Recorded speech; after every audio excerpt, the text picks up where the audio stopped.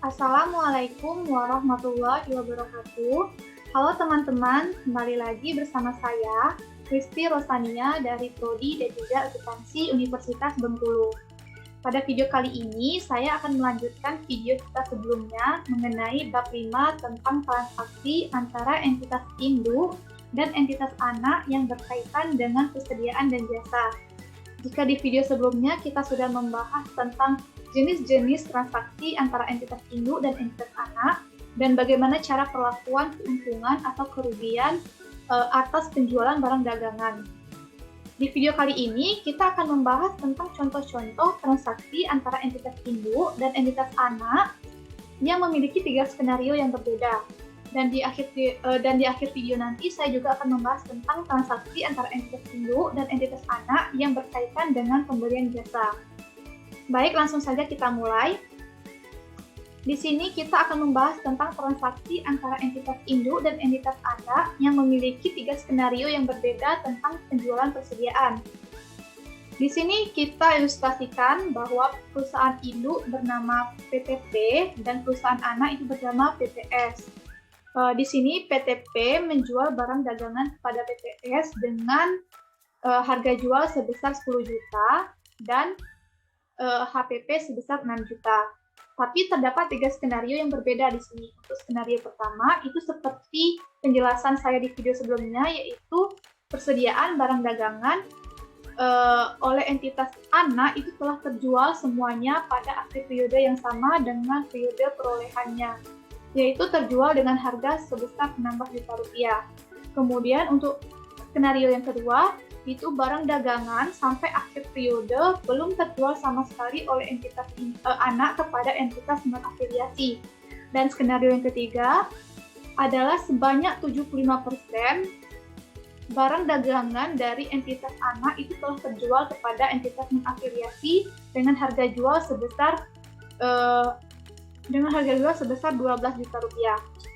Baik, kita langsung saja bahas satu persatu mengenai skenario ini. Untuk skenario yang pertama, ini di mana PTP menjual barang dagangan kepada PTS dengan harga jual sebesar 10 juta dan HPP sebesar 6 juta. Kemudian, PTS menjual kembali barang dagangan tersebut kepada pihak non-afiliasi dengan harga 12 juta sesuai dengan 16 juta sesuai dengan soal di skenario yang pertama tadi. Dan kemudian HPP-nya itu sebesar 10 juta.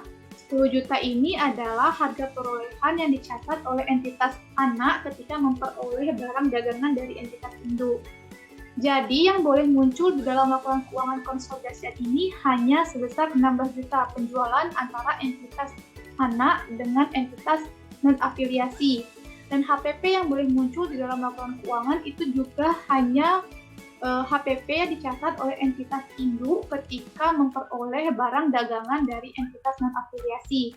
Jadi penjualan sebesar 10 juta yang merupakan penjualan dari entitas induk ke entitas anak, dan juga HPP yang dicatat entitas anak ketika memperoleh barang dagangan dari entitas induk itu harus dieliminasikan, karena dampaknya itu tidak boleh muncul di dalam laporan keuangan konsolidasian. Jadi jurnal eliminasi yang dibuat adalah penjualan di sebelah debit sebesar 10 juta dan juga HPP di sebelah kredit sebesar 10 juta. Sebenarnya saldo normal penjualan itu di sebelah kredit dan saldo normal HPP itu di sebelah debit. Tapi karena ini kita mau mengeliminasi atau mengenolkan akun tersebut, maka jurnalnya dibalikkan sehingga menjadi penjualan pada HPP sebesar 10 juta. Untuk kasus ini, keuntungan atau kerugian itu telah terrealisasi dikarenakan penjualan barang dagangan itu sudah terjual kepada entitas non-afiliasi pada periode yang sama dengan periode perolehan barang dagangan tersebut. Selanjutnya kita masuk ke skenario yang kedua. Untuk skenario yang kedua itu adalah seluruh barang dagangan yang dibeli dari entitas induk belum terjual sama sekali oleh entitas anak kepada entitas non-afiliasi. Jadi di sini persediaan itu masih di tangan PTS tadi atau PT anak sebesar 10 juta. Di sini PTP mencatat adanya penjualan sebesar 10 juta dan HPP sebesar 6 juta. Kemudian terdapat keuntungan atau kerugian yang ditangguhkan dari skenario yang kedua ini, dikarenakan penjualan belum sama sekali terjadi di periode tersebut. Jadi untuk menghitung keuntungan atau kerugiannya itu dilakukan dengan cara membandingkan harga jual dikurangi dengan HPP yang dicatat oleh PTP, di mana harga jual yang dilakukan oleh PTP kepada PTS itu sebesar 10 juta dan HPP yang dicatat oleh PTP itu adalah 6 juta.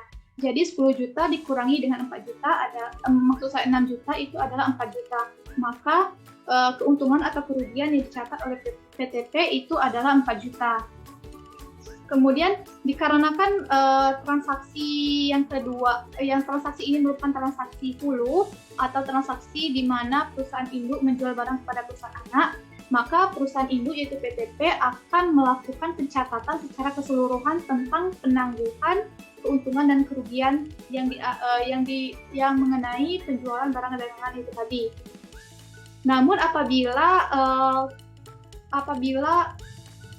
transaksi ini merupakan transaksi hilir, maka untuk mencatat penangguhan keuntungan atau kerugian itu berdasarkan berapa persen kepemilikan perusahaan induk atas perusahaan anak. Kemudian transaksi hulu pada contoh ini mengakibatkan pengakuan penjualan sebesar 10 juta dan HPP sebesar 6 juta oleh perusahaan induk yaitu PTP. Untuk PTS itu belum melakukan penjualan karena barang dagangan pada akhir periode itu masih ada di tangan PTS.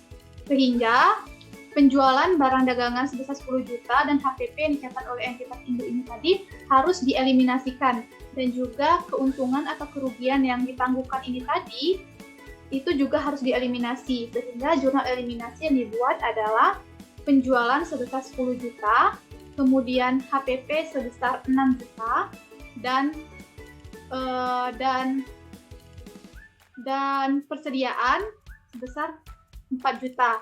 Mengapa persediaan menjadi 4 juta sudah debit? Dikarenakan penangguhan ini tadi itu mengakibatkan pengurangan terhadap nilai persediaan.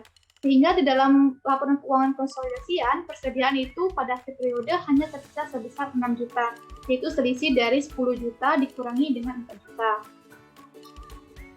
Itu untuk skenario yang kedua. Selanjutnya, skenario yang ketiga itu di mana sebanyak 75% barang dagangan itu sudah terjual kepada pihak non-afiliasi. Di sini PTP itu melakukan penjualan kepada PTS selaku PT Anak dengan harga jual sebesar 10 juta dan HPP sebesar 6 juta.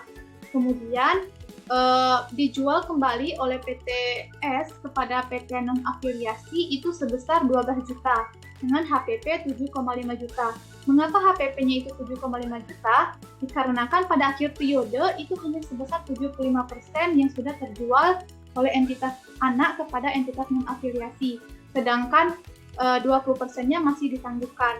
Sehingga 75% dari 10 juta itu adalah 7,5 juta. Itulah kenapa HPP-nya sebesar 7,5 juta. Kemudian ada penangguhan juga pada skenario yang ketiga ini. Penangguhannya itu sebesar 1 juta. Mengapa 1 juta? Mengapa tidak 4 juta seperti skenario yang kedua tadi? Kembali lagi, karena persediaan yang terjual pada akhir periode itu hanya 75%. Nah, jadi 75% sehingga terdapat 25% lagi yang harus ditangguhkan. Sehingga 25% dari 4 juta itu hanya 1 juta. Sehingga PTP atau perusahaan induk itu akan mencatat adanya penangguhan keuntungan atau kerugian sebesar 1 juta. Jurnal untuk menangguhkan keuntungan atau kerugian tersebut adalah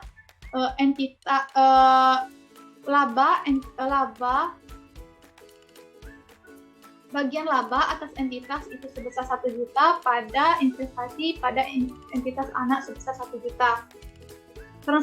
Transaksi Hulu ini mengakibatkan PTP mengakui adanya penjualan sebesar 10 juta dan HPP sebesar 6 juta, dan PTS mengakui adanya penjualan sebesar 12 juta dan HPP sebesar 7,5 juta. Eliminasi dibuat untuk menghapuskan akun penjualan dan juga kemudian keuntungan yang belum terrealisasi maka akan dieliminasi juga. Jadi jurnal eliminasi yang dibuat adalah penjualan sebesar 10 juta di sebelah debit pada HPP sebesar 9 juta dan persediaan sebesar 1 juta. Jadi di dalam laporan keuangan konsolidasian itu terdapat jurnal-jurnal yang muncul. Untuk jurnal yang pertama adalah jurnal penjualan. Jurnal penjualan itu sebesar 12 juta, yaitu penjualan entitas anak kepada entitas non-afiliasi. Kemudian yang kedua ada HPP. HPP di sini hanya tersisa sebesar 4,5 juta. Mengapa 4,5 juta? Dikarenakan HPP yang dipakai adalah HPP yang dicatat oleh entitas induk ketika menerima barang dagangan dari entitas non-afiliasi, yaitu sebesar 6 juta. Dikarenakan pada akhir periode itu hanya 75% yang terjual, maka 75% dari 6 juta, yang hasilnya adalah 4,5 juta. Dan yang terakhir itu ada jurnal persediaan. Untuk jurnal persediaan pada akhir periode itu hanya tersisa 1,5 juta. Mengapa demikian? Karena pada akhir periode itu hanya tersisa 25% dari 10 juta, yaitu 2,5 juta. Namun sebelumnya tadi kita melakukan penangguhan keuntungan atau kerugian yang mengakibatkan pengurangan atau mengurangi nilai persediaan sebesar 1 juta, sehingga 2,5 juta dikurang 1 juta itu hanya tersisa 1,5 juta. Baik, itu untuk contoh transaksi mengenai persediaan persediaan barang dagang. Sekarang kita akan masuk ke transaksi entitas induk dan entitas anak yang berkaitan dengan pembelian jasa. Di sini terdapat dua jenis transaksi juga, yaitu transaksi hulu dan transaksi hilir. Transaksi hulu di mana perusahaan induk memberikan layanan jasa kepada entitas anak, dan sebaliknya transaksi hilir itu entitas anak memberikan pelayanan jasa kepada entitas induk. Contohnya seperti ini. PTP memiliki 100% saham di PTS. Pada Desember 2015, PTP memberikan layanan jasa perawatan mesin kepada PTS seharga 20 juta rupiah. Tagihan telah dikirimkan oleh PTP kepada PTS pada tanggal 25 Desember 2015.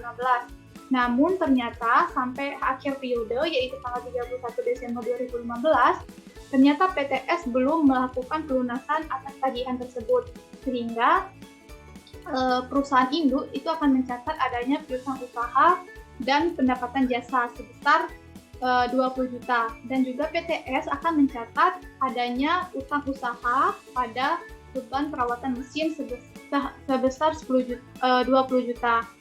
Namun kembali lagi, transaksi antara entitas induk dan entitas anak itu tidak boleh muncul di dalam laporan keuangan konsolidasian, maka akan dilakukan eliminasi.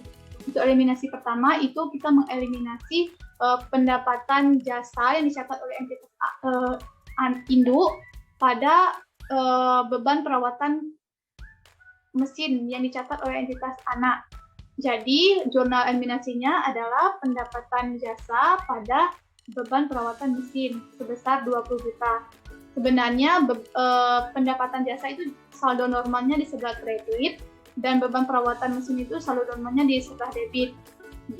Jadi karena ingin dieliminasikan, maka akan dibolak-balik jurnal yang akan dicatat.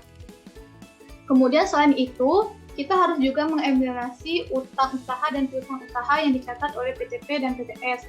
Maka jurnal eliminasinya adalah utang usaha pada piutang usaha sebesar 20 juta. Jadi kesimpulan dari pembahasan kita kali ini adalah transaksi antara entitas induk dan entitas anak, baik itu mengenai akun penjualan, persediaan, kemudian piutang ataupun utang dagang, itu tidak boleh muncul dampaknya di dalam laporan keuangan konsolidasian. Namun, kedua perusahaan, yaitu perusahaan anak dan perusahaan induk, itu tetap melakukan pencatatan. Hanya saja angka-angka yang sudah mereka catat itu tidak boleh muncul di dalam laporan keuangan konsolidasian. Untuk menghilangkan angka-angka tersebut, maka akan dilakukan yang namanya jurnal eliminasi.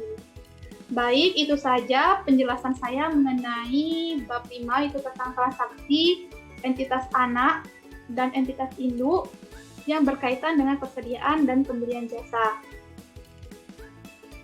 Saya ucapkan terima kasih, sampai berjumpa di video-video selanjutnya. Wassalamualaikum warahmatullahi wabarakatuh.